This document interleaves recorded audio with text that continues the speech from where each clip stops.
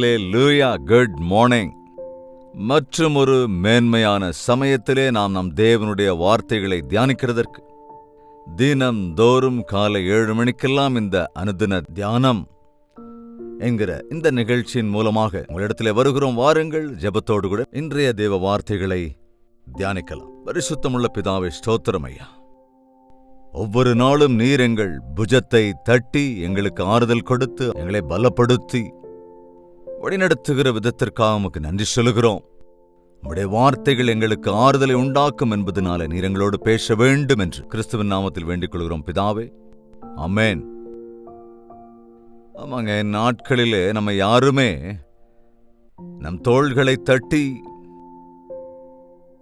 நான் துணையாக இருக்கிறேன், நீ செல், உனக்கு உதவி செய்கிறேன், நீ செல், நீ கவலைப்படாதே, பயப்படாதே, பாரப்படாதே என்று ஆறுதலாய் நிற்கிறவர்கள், என்கரேஜ் செய்கிறவர்களை நம்ம பார்க்க முடியறதில்ல.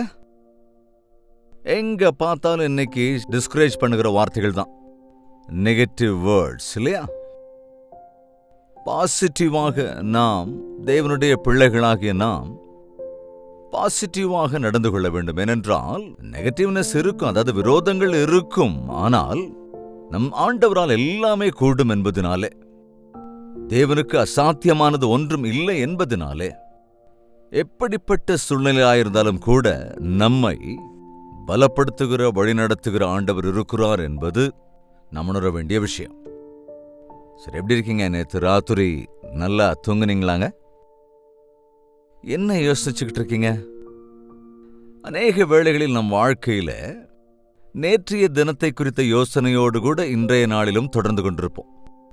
கடந்த காலத்திலே சம்பவித்த எல்லாவற்றையும் குறித்து யோசித்துக் கொண்டு அந்த அவமானங்கள், நிந்தைகள், அப்புறம் அந்த ஃபெயிலியர்ஸ், அதே மாதிரி தோல்விகள், அந்த பாடுகளையும் சிரமங்களையும் நினைச்சுக்கிட்டே இருந்தோன்னு வச்சுக்கோங்களேன், என்ன பாடுபட்டாலும் முன்னேறவே முடியாது. நேற்றைய தினத்தை குறித்து கவலைப்படாதீங்க. ஏன்னா நேற்றைய நாள் நம்முடையதல்ல, நம்மளால் எதுவும் செய்ய முடியாது. நேற்றைய நாளை இன்று திரும்ப கொண்டு வர முடியாது. இன்னைக்கு ஜாக்கிரதையா இருக்கலாம். இன்று தேவனுடைய சகாயத்தை கேட்கலாம். நேற்று செஞ்ச தப்பை இன்னைக்கு செய்யக்கூடாதுன்னு கவனமா இருக்கலாம். இனிமேல் அதை செய்யாம பாடங்களை கற்றுக்கொள்ளலாம் ஃபெயிலியர்ஸ்ல இருந்து தேவையானப்போ. அதை விட்டுட்டு பாடுகளை நினைச்சு சோர்ந்து போயிட்டே இருந்தா பிசாசு நம்மளை இன்னும் சோர்வாக்கிடுவான். நம்முடைய ஆண்டவர் நம்ம அவ்வப்பொழுது புதுப்பித்துக் கொண்டே இருக்கிறவர். அதனால்தான் கடந்தவைகள் எல்லாம் துடைச்செறியப்பட வேண்டும் என்றால், அது சில பேர் சொல்லுவாங்கல்ல, மறக்க நினைக்கிறேன் ஆனா மறக்கவே முடியலன்னு.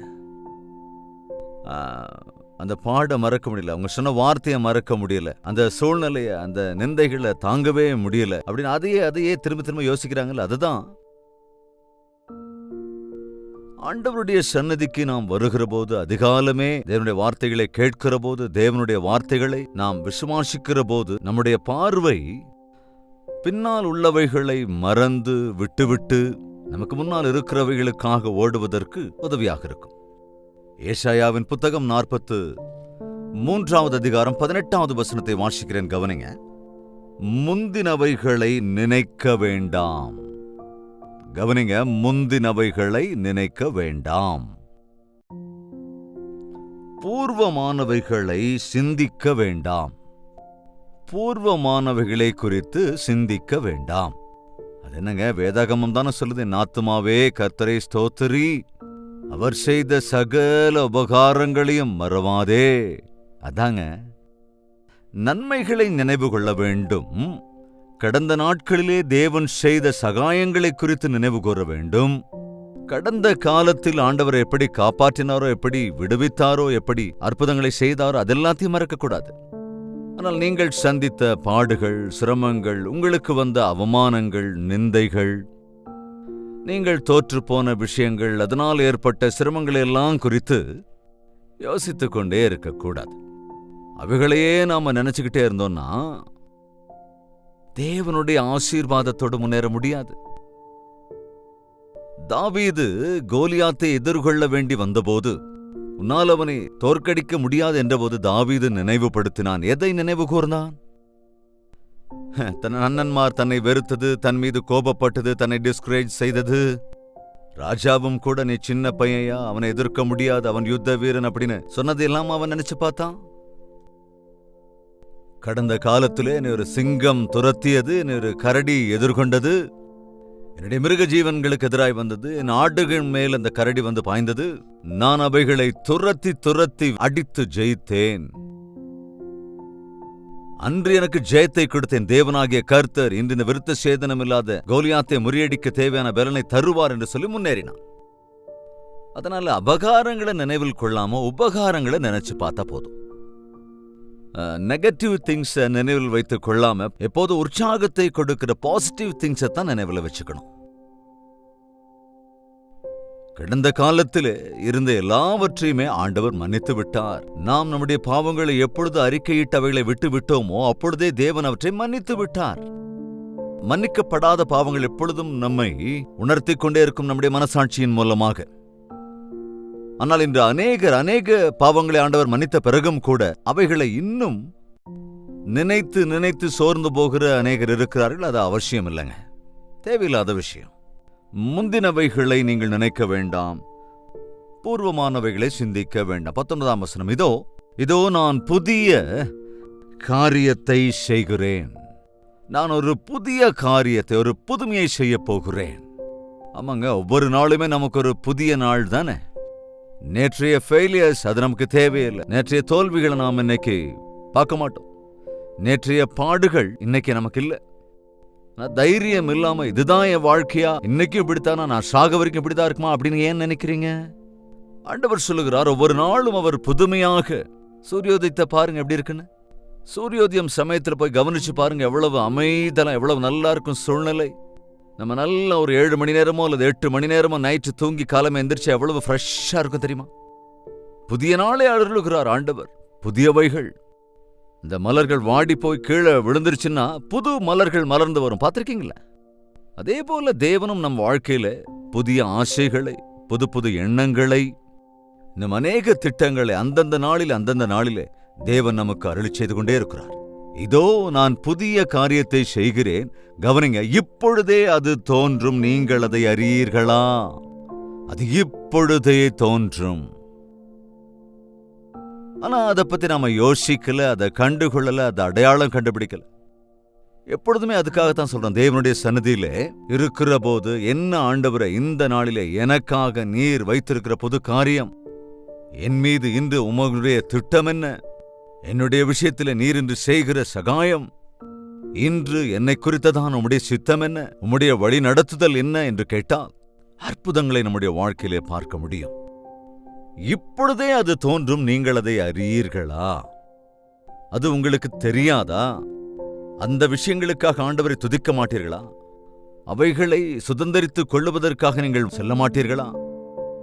தேவனுடைய கிருபை நமக்கு துணையாக இருக்கிற போது, தேவனுடைய சகாயம் நமக்கு துணையாக இருக்கிற போது, புதியவைகளை, புதிய நாட்களை நம் வாழ்க்கையில் நாம் பார்க்க முடியும்.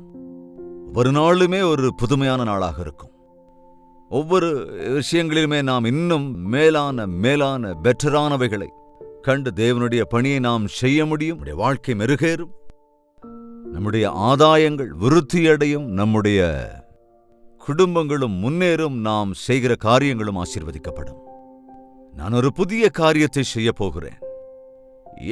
ஒவ்வொரு நாளுமே தேவனுக்கு புதுமையான எண்ணங்கள் தோன்றிக்கொண்டே இருக்கும். எப்போ வருஷத்துக்கு ஒரு தடவை இல்லைங்க, தினந்தோறும். ஒரு நாளும் சூரிய அஸ்தமனமாகி மீண்டும் சூரிய உதயம் வருகிற போதெல்லாம் புதியவைகளுக்காக நாம் எதிர்பார்க்கலாம். புதிய ஆசைகளோடு கூட, புதிய எண்ணங்களோடு கூட முன்னேறிக்கொண்டே இருக்க வேண்டும். புதிய பலனை பெற்றுக்கொண்டு, ரெஸ்டோரேஷன் அப்படின்னு சொல்லுவாங்களே, அதாவது ராத்திரி வந்துட்டா களைச்சு போய் பலவீனமாகி போயிடுவோம். ஆனால் மறுநாள் காலை எழுகிற போது பலனோடு கூட எழுவோம். அந்த சரீர பலன் மாத்திரமல்ல, ஆவிக்குரிய பிரகாரமான பலனோடு ஒவ்வொரு நாளையும் நாம் ஆரம்பிக்க வேண்டும். இதோ நான் புதிய காரியத்தை செய்கிறேன், இப்பொழுதே அது தோன்றும், வனாந்தரத்திலே வழியையும் அவாந்தர வழியிலே ஆறுகளையும் உண்டாக்குவேன். என்ன புதிய காரியங்கள்? வனாந்தரத்திலே நான் வழியை உண்டாக்குவேன். நீங்க எப்போது வனாந்தரத்துக்கு போயிருக்கீங்களா? நான் அநேக வருடங்கள், ஏறக்குறைய 2 ஆண்டுகள் வனாந்தரத்துல இருக்கிற மலை ஜாதி மக்கள் மத்தியில் ஊழியம் செய்வதற்கு தேவன் கிருபை அருளியிருந்தார். அந்த மலை கிராமங்களுக்கு செல்வதற்கு வழியே இருக்காதுங்க. நமக்கு அந்த எந்த ரோடும் இருக்காது, சைன் போர்ட்ஸ் இருக்காது. சில இடங்கள்ல நடைபாதை மாத்திரம்தான் இருக்கும், சில இடங்கள்ல அது கூட ஒழுங்கா தெரியவே தெரியாது. அடர்த்தியான செடிகளும் இன்னும் அதுபோல யாரும் அதை ஒழுங்குபடுத்த மாட்டாங்கல்ல. வனாந்தரம் அப்படின்னா கஷமஷான்னு இருக்கும். கிளைகள் கொடிகளெல்லாம் ஒன்று கொண்டு பின்னி கொண்டு கண்ட இடத்துல அப்படியே வளர்ந்து, சில இடங்களுக்கு போகும்போது எப்படி போறதுன்னு தெரியாது, எங்க இருக்குன்னு கூட தெரியாது. அந்த மாதிரி சூழ்நிலையிலெல்லாம் மாட்டிக்குவோம்.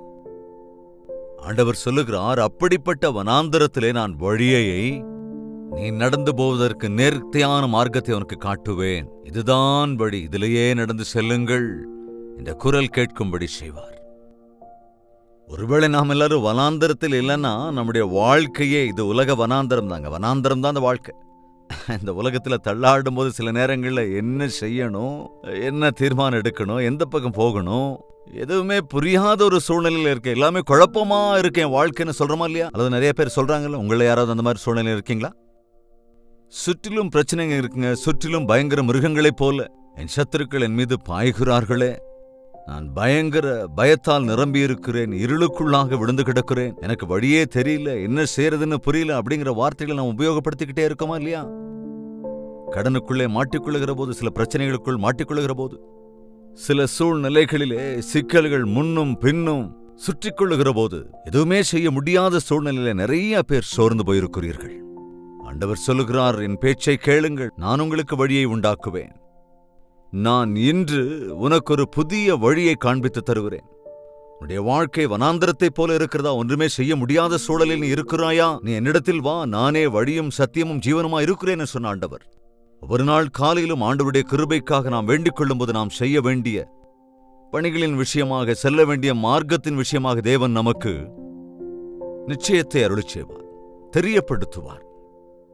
வனாந்தரத்திலே நான் வழியை உண்டாக்குவேன், அவாந்தர வெளியிலே நான் ஆறுகளை, அவாந்தர வெளியில பாலைவனத்தில், ஏதாவது பார்த்திருக்கீங்களா? துபாயில நான் பாலைவனத்துல, இந்த துபாயின் மணல் நிறைந்த பரப்புக்கு போகும்போது அங்க எங்க பார்த்தாலும் வெறும் மணல் தாங்க. கண்ணு கெட்டின தூரத்துக்கு எங்கேயும் தண்ணீரோ அல்லது மரங்களோ பசுமையோ பார்க்கவே முடியாது. அந்த மணலிலே, அந்த பாலைவனத்துல ஒருவேளை தாகம் எடுத்ததுன்னா, தண்ணீர் நாம எடுத்துட்டு போலன்னா அங்க நமக்கு குடிக்கிறதுக்கு ஒரு சொட்டு தண்ணி கூட கிடைக்காது.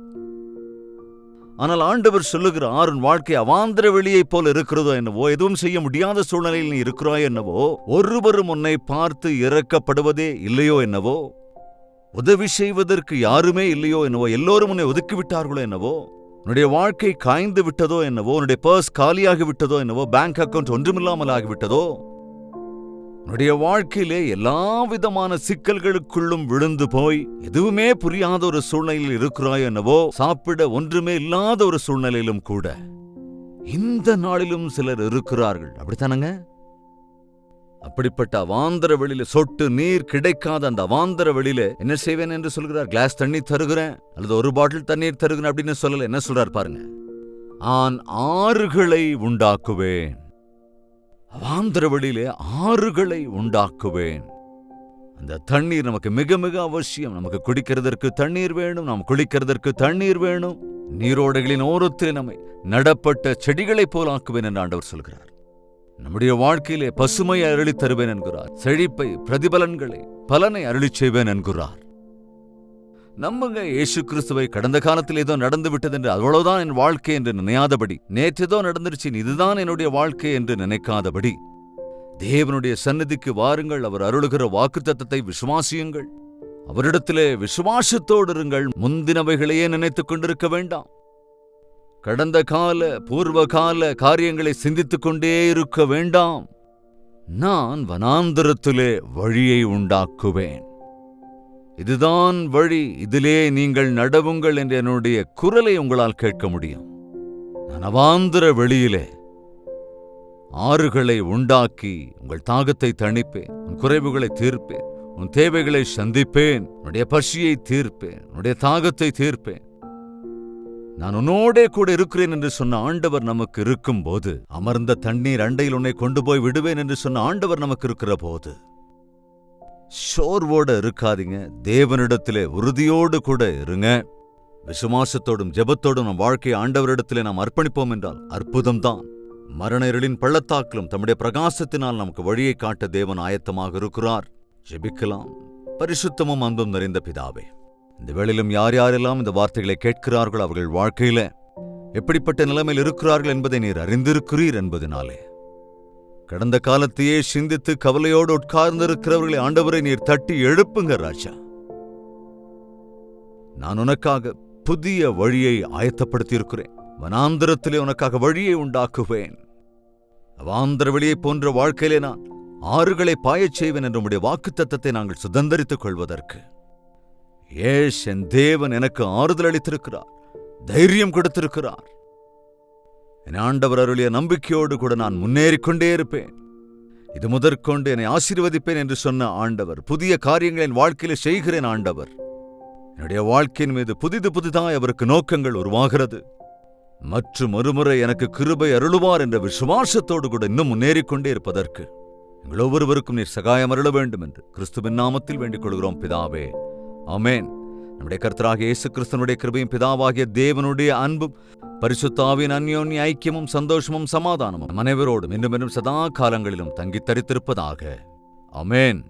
தேவனுக்கு ஸ்தோத்திரம். உங்கள் ஜெப தேவைகள் மற்றும் பாரங்களை 8939801234 என்ற நம்பருக்கு ஒரு டெக்ஸ்ட் மெசேஜ் அல்லது வாய்ஸ் மெசேஜ் மூலமாக வாட்ஸ்அப் அனுப்புங்கள். உங்களுக்காக நாங்கள் ஜெபிக்கின்றோம். டாக்டர் ஜெயபால் யூடியூப் சேனலை இன்னும் சப்ஸ்கிரைப் செய்யாமல் இருந்தால் இப்பொழுதே தயவு செய்து சப்ஸ்கிரைப் செய்து கொள்ளுங்கள். கூடவே லைக் செய்வதையும் ஷேர் செய்வதையும் மறந்து விடாதீர்கள். உங்கள் ஜெப தேவைகளுக்காக நாங்கள் தொடர்ந்து ஜெபிக்கிறோம். நீங்களும் தொடர்ந்து ஜெபியுங்கள். தேவன் தம்முடைய அற்புத காரியங்களை செய்வார். சோர்ந்து போகாதீர்கள். கடந்த காலத்தைப் போலவே வாழ்நாள் முழுவதும் இருக்குமோ என்று நினைக்க வேண்டாம். தேவனிடத்திலே அர்ப்பணியுங்கள். அப்பொழுது நாம் வளர்ச்சியடைந்து கனி கொடுப்போம். தேவனுக்கு சித்தமானால் நாளை இதே நேரம் இதே அனுதின தியானத்தில் நாம் மீண்டும் சந்திக்கலாம். மறுபடியும் தேவனுடைய வார்த்தைகளை தியானிக்கலாம். அதுவரைக்கும் தேவனுடைய மகா கிருபை உங்களுக்கு துணையாயிருப்பதாக.